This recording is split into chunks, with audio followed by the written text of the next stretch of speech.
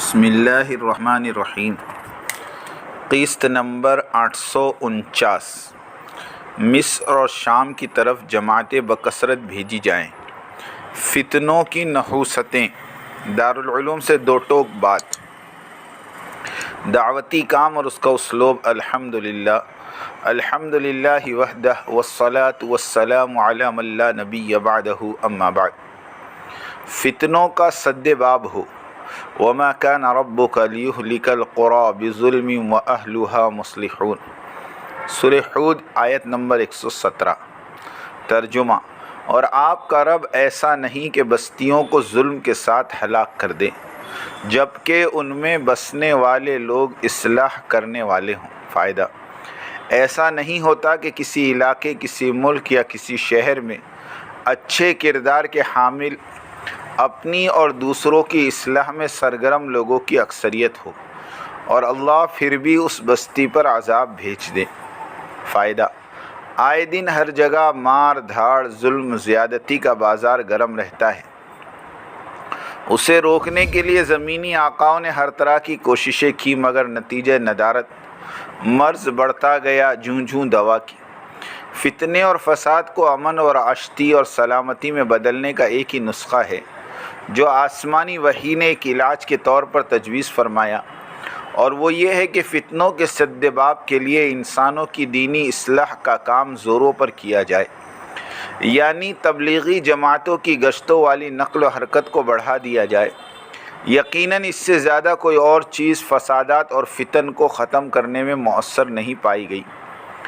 حیدرآباد دکن کے امیر محترم حضرت نعیم اللہ خان صاحب رحمۃ اللہ علیہ فرمایا کرتے تھے کہ 1947 میں جب انڈین آرمی نے نظام اسٹیٹ حیدرآباد پر چڑھائی کی تو بڑی تباہی مچی۔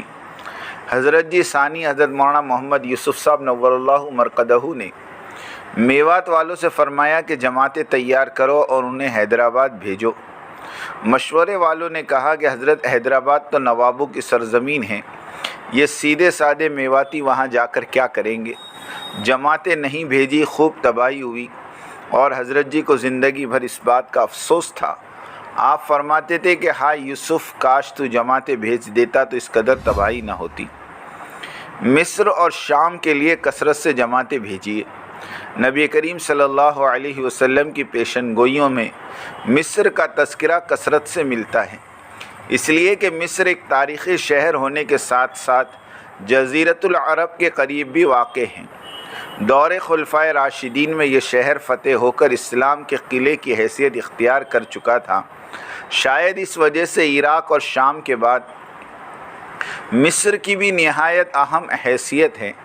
دجالی فتنے کے ظہور سے پہلے احادیث میں مصر کی تباہی کا تذکرہ بھی ملتا ہے، مثلاً دریائے نیل کا خشک ہو جانا اور عوام کے لیے پانی کی قلت کا ہو جانا، اور افواج مصر میں باہمی اختلاف کی وجہ سے تباہی کا شدت اختیار کر لینا وغیرہ وغیرہ۔ بعض احادیث مبارکہ میں مصر کے سفیانی کا تذکرہ بھی ملتا ہے۔ مصر کی تباہی عوام کے قتل عام اور پانی کی قلت کی وجہ سے ہوگی۔ ذیل میں ان امور کے بارے میں احادیث ملاحظہ ہوں۔ نمبر 1، نیل و فرات کے بابرکت پانی کے خاتمے سے مصر کی تباہی کا آغاز ہوگا۔ رسول اللہ صلی اللہ علیہ وسلم نے فرمایا، سیحون اور جیحون اور فرات اور نیل سب کے سب جنت کے دریاؤں میں سے ہیں۔ حدیث کے شارحین نے جنتی ہونے سے یہ مراد لیا کہ ان دریاؤں سے سیراب ہونے والے لوگوں کے اوصاف اور عادات اور عبادات اور معاملات جتنی صفات کے حامل لوگوں کی طرح ہوں گے، یہ لوگ آگے جا کر مسلمان ہوں گے اور دین کی سربلندی کا فریضہ انجام دیں گے۔ چنانچہ علامہ ابن حزم رحمۃ اللہ علیہ لکھتے ہیں، ان دریاؤں کو برکت کی وجہ سے جنتی کہا گیا، جیسا کہ پرسکون ایام کو جنتی دور کہا جاتا ہے، جس طرح بھیڑ بکریوں کو جنت کے چوپائے کہا جاتا ہے، جیسے نبی کریم صلی اللہ علیہ وسلم کا ارشاد ہے کہ جنت تلواروں کے سائے تلے ہیں۔ دریائے نیل اور فرات چونکہ حدیث میں برکت کے اعتبار سے آپس میں جڑواں ہیں، تو اس کا مطلب یہ ہوگا کہ اگر دریائے نیل خشک ہوگا تو فرات بھی خشک ہوگا، اور دریائے نیل میں پانی کا بہاؤ اور اس کی روانی اس امت کے لیے برکت کا باعث ہے، اور یہ برکت آپسی اتفاق کا ثمرہ ہے۔ جس طرح آپسی اختلافات سے ظاہری بے برکتی آتی ہے جو رفتہ رفتہ حقیقی بے برکتی کا روپ دھار لیتی ہیں، اسی وجہ سے ایک روایت میں اسی نقطے کی طرف اشارہ کرتے ہوئے فرمایا گیا، وہاب ابن منبہ رحمۃ اللہ علیہ فرماتے ہیں کہ مصر کی خرابی دریائے نیل میں پانی کے منقطع اور ختم ہونے سے ہوگی، اور وہاں کی فوجوں کے آپس میں اختلاف سے اس کا آغاز ہوگا۔ اس روایات میں مصر کی تباہی کی وجہ دریائے نیل میں پانی کا نہ ہونا بیان کیا گیا، جبکہ دوسری وجہ یہ ذکر ہوئی کہ مصر کے افواج کے آپس میں اختلافات شروع ہو جائیں گے۔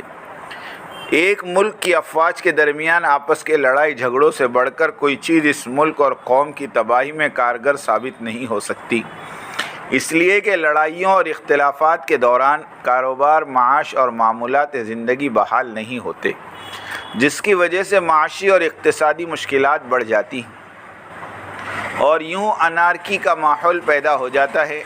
معاشی ضروریات کے فقدان کے ساتھ ساتھ مصر کی تباہی کی ایک وجہ دریائے نیل کا خشک ہونا بھی بیان فرمایا گیا ہے، یعنی کھانا اور پینا دونوں نہیں ہوں گے، جس کی وجہ سے قحط سالی شدت اختیار کرے گی اور یوں اہل مصر کی تباہی شروع ہو جائے گی۔ دریائے نیل کی خشکی سے ملنے والے اس نقطے کو اگر نیل کے ساتھ خیر و برکت میں شریک دریائے فرات کے ساتھ دیکھ لیں تو اس بارے میں بھی حدیث میں ارشاد فرمایا گیا ہے۔ نبی کریم صلی اللہ علیہ وسلم نے فرمایا، قیامت اس وقت تک قائم نہیں ہوگی جب تک کہ دریائے فرات خشک ہو کر اس سے سونے کا ایک خزانہ نہ نکلے، جس پر لوگ آپس میں لڑنا شروع کریں گے اور 100 افراد میں سے 99 مر جائیں گے، اور ان میں سے ہر ایک اس طمع کے ساتھ جیے گا کہ شاید میں موت سے نجات پا کر اس خزانے کو لینے والا بن جاؤں۔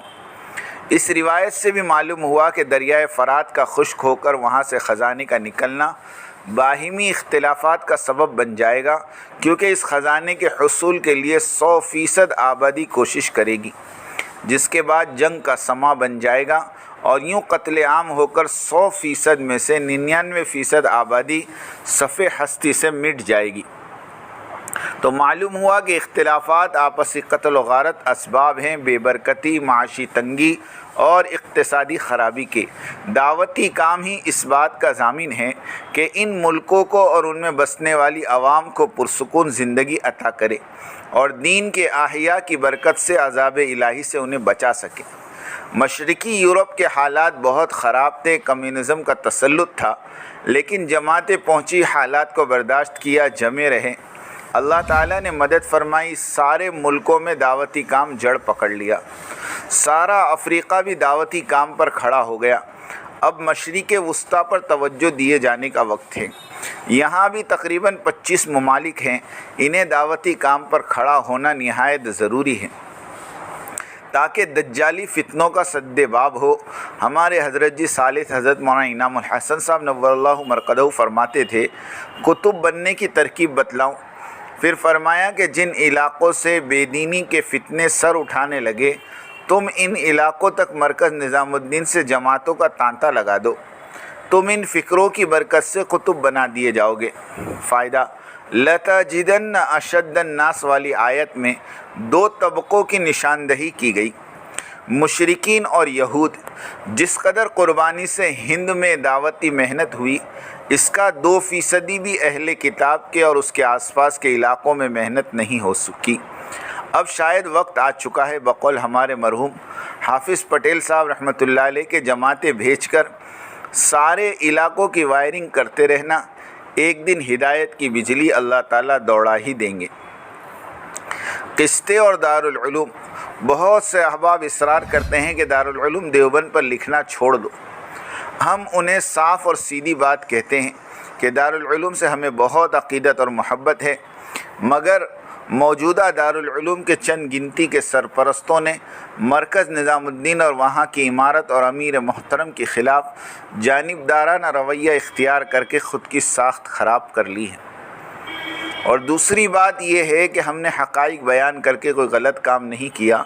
ہم اس بات کے معترف بھی ہیں کہ ہماری قسطوں سے درجن بھر سرپرستان دارالعلوم کی دل شکنی ضرور ہوئی، لیکن حقائق بیان کر کے ہم نے اپنے کروڑوں تبلیغی ساتھیوں کے شبہات کو دور کیا اور ان قسطوں سے انہیں دعوتی کام پر استحکام نصیب ہوا۔ ہماری یہ جنگ جاری رہے گی جب تک ہمارے بیان کردہ 3 شرائط پر دارالعلوم عمل کر لے۔ نمبر 1، مولانا سعد صاحب پر دیے گئے فتووں کو اپنی ویب سائٹ سے مٹا دے، مولانا سعد صاحب کے رجوع کی قبولیت کا اعلان کرے اور بغیر امیر کی عالمی شورا کے غیر اسلامی ہونے کا فتویٰ جاری کرے۔ جس دن دارالعلوم یہ 3 کام کر لے گا اسی دن سے ہم دارالعلوم پر لکھنا چھوڑ دیں گے۔ ہم اپنا موقف دوبارہ واضح کر دینا چاہتے ہیں۔ ہم دعوت و تبلیغ کے میدان کے ایک ادنا سے سپاہی ہے۔ جو بھی ہمارے مرکز نظام الدین امیر اور عمارت کے خلاف لب کشائی کرے گا ہم اس کا تعاقب کریں گے، پھر چاہے وہ معترض وقت کا علامہ دہر ہی کیوں نہ ہو۔ دین کی ساری خدمات قدرت کی طرف سے منقسم ہوا کرتی ہیں، ہمارے حصے میں یہی کام آیا اور یہ کام ہمارے لیے آسان کر دیا گیا۔ لوگوں کی مخالفت جھیلنا بہت مشکل کام ہے، مگر اس کام کی افادیت 1000 بار ستائے جانے سے بہتر ہے۔ الحمدللہ مشرق سے مغرب، شمال سے جنوب، ساری دنیا میں دعوتی کام ایک امیر کے تابع ایک نہج پر ہو رہا ہے۔ مخلصین کی آہوں نے شرائعیت کے پارلیمانی نظام کو تہس نہس کر کے چھوڑ دیا۔ علماء کرام پوری بصیرت کے ساتھ کام کو انجام دے رہے ہیں۔ پاکستان کا چھوٹا سا ٹھیا بابرکت ہو گیا۔ اس وقت 12 ملکوں کی جماعتیں موجود ہیں، اور بھی ملکوں سے جماعتیں پہنچنے والی ہیں۔ سب جماعتیں مرکز نظام الدین کی منشا سے آ رہی ہیں۔ اللہ تعالیٰ کام کرنے والوں کی پوری حفاظت فرمائے اور انسانیت کی ہدایت کے فیصلے فرمائیں۔ آمین وآخر دعوانا ان الحمدللہ رب العالمین۔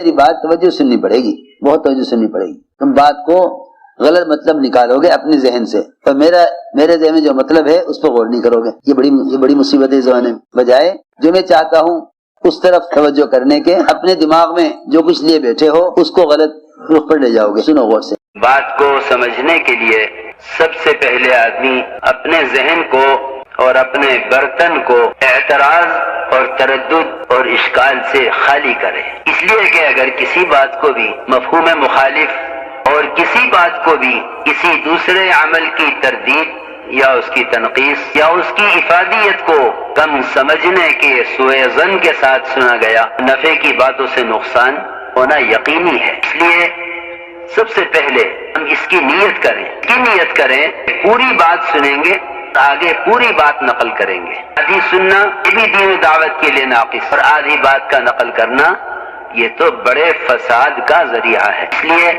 بہت توجہ کے ساتھ بات سننی ہے۔